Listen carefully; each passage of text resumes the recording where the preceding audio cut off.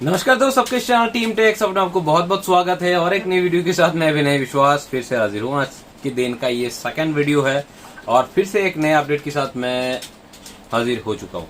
इस बार ये अपडेट रापीपे की तरफ से है। आप लोगों ने तो थंबनेल पे देख ही लिया है कि रापीपे की तरफ से और एक नया बड़ा अपडेट आ चुके हैं कि रापीपे में भी आधार पे लाइव हो चुके हैं। पर कठिनाई थोड़ा अलग है, यहाँ पे थोड़ा काम आपको करना पड़ेगा, इसके बाद ही आपके आधार पे जो है वो चालू हो पाएगा। इस समय इसमें जो रापीपे में आधार पे लाइव हुआ है वो आरबीएल बैंक की तरफ से लाइव हुआ है, रत्नाकर बैंक लिमिटेड की तरफ से। और ये कैसे चलेंगे आगे जाके ये तो समय ही बताएगा। पर इस समय जो आपको करना होगा वो है आपको केवाईसी करने होंगे। आपको फिंगरप्रिंट लगा के अपने डेटा जो है उन लोगों के साथ मर्ज करना होगा, उन लोगों को बताना होगा अपने डेटे। और इसके साथ साथ अपनी जो जिस मोबाइल नंबर से अपने इस अकाउंट को खोले है, आईडी को खोले है, इसको भी वेरीफाई करना है। तो इस वीडियो में हम लोग पहले जान ले क्या रापीपे में आधार पे लाइव हो चुके हैं। दूसरा क्या जानेंगे, दूसरा जानेंगे किस तरह से केवाईसी कंप्लीट करना है।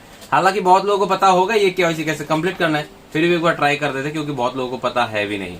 ऐसे बहुत सारे लोग हर दिन जुड़ते हैं इस मार्केट में जिन लोगों को इस बारे में 0% भी पता नहीं होते। धीरे धीरे आगे चल के वो जानते हैं और सारे चीज को करते जाते हैं। सो चलिए एक बार देख लेते हैं किस तरह से आपको केवाईसी कंप्लीट करना है। केवाईसी कंप्लीट करने के बाद आपको 24 से लेकर 72 घंटे वेट करना है, इसके बाद ही आपके आधार पे लाइव होगा। सो पहले जान लेते हैं किस तरह से आधार पे का केवाईसी करना है, फिर हम वेट कर लेंगे 72 घंटा, फिर आ जाएगा आपके लिए वीडियो जहाँ पे हम ट्रांजेक्शन करेंगे आधार पे के द्वारा। चलिए देख लेते हैं। सो दोस्त, ये जो अपडेट आया है रापीपे में आधार पे कहाँ जा रहा है, तो देख लेते कहाँ आया है और कैसे काम करता है। मैं भी एकदम से पता नहीं, मैं भी एकदम से अननोन हूँ।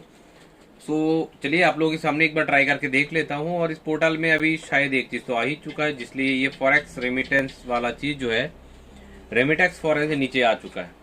और जो चीज़ इस समय नए जुड़े हैं वो है AEPS2 ट्रांजेक्शन। नॉर्मली ये AEPS ट्रांजेक्शन होते हैं जहाँ पे जाके balance inquiry, cash withdrawal, mini statement ये सब होता है। तो चलिए इसमें क्लिक करके देखते हैं AEPS2 में क्या दिखता है। AEPS2 में जाने के बाद ही ये बोलता है कि सेल्फ केवाईसी करो। इसका मतलब है शायद ये किसी और दूसरे बैंक के साथ भी जुड़े हैं आधार पे के लिए। सो प्रोसेस केवाईसी में चलिए क्लिक करता हूँ और क्लिक करने के बाद चलिए हो गया कहानी। मैं बोला था आप लोगों को आधार पे कुछ नए चीजें लेके आए हैं, मतलब आरबीएल बैंक से आधार पे होगा तो केवाईसी करना जरूरी है, तो यहाँ पे आधार नंबर डालना भी जरूरी है। चलिए आधार नंबर डाल दिया और री एंटर कर दिया। इसके बाद डेट ऑफ बर्थ डालना है, चलिए डाल दिया। जेंडर डालना है, आई एक्सेप्ट द कंडीशंस क्या मेंशन्ड है बाबू, ओके चलो जो भी है। चलो ना मानने पर तो नहीं होगा तो सबमिट बटन में कर देते हैं क्लिक। जैसे ही सबमिट बटन में क्लिक कर दिए बोला वेरीफाइड सक्सेसफुली, ओके ओके में कर दिया क्लिक। शायद अभी फिंगरप्रिंट के लिए बोलेगा, वेरीफाई बायोमेट्रिक, ओके कैसे करोगे, आइरिस से। अरे भाई ये तो हो गया फिर कहानी। अच्छा ये मंत्रा से कर सकते हो, आइरिस से, और फिंगरप्रिंट से कर पाओगे मंत्रा से। हो गया कहानी। यहाँ पे क्लिक करते देखते हैं, हाँ लाल लाइट जल गया, अपना फिंगर रख दिया हूँ, कैप्चर सक्सेस हो चुके हैं और सब।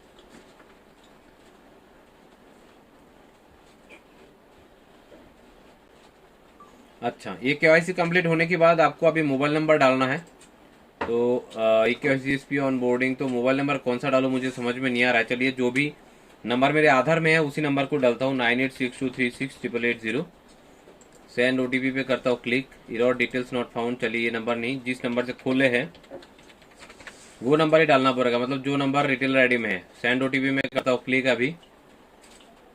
अच्छा OTP send successful, register mobile number, okay चलो OTP भी आ गया 807287, 807287, okay.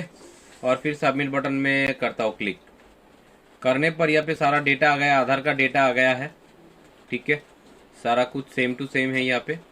I have read and understand, हाँ अंडरस्टैंड आना, फुल स्टैंड एकदम इंग्लिश में लिखा है, तो इतनी समझने की जरूरत नहीं, जिंदगी जहाँ भी लेके जाए। अगर नहीं समझेंगे, समझ के अच्छा नहीं लगा तो भी कोई फायदा नहीं, बॉक्स में क्लिक करना ही है, फिर सबमिट बटन में करना है click. Thank you for KYC CSP onboarding. चलो आरबीएल का CSP भी आप बन गए। आधार मतलब आधार पे के लिए यहाँ पे ऑनबोर्डिंग कंप्लीट हो चुके हैं। तो आधार वाला कहानी समाप्त। मैं फिर से एक बार लॉगिन होने का प्रयास करता हूँ और फिर मैं एक बार लॉगिन होने के लिए प्रस्तुत हूँ और डाल देता हूँ कैप्चा। और साइन इन बटन में करता हूँ क्लिक। हो गया साइन इन।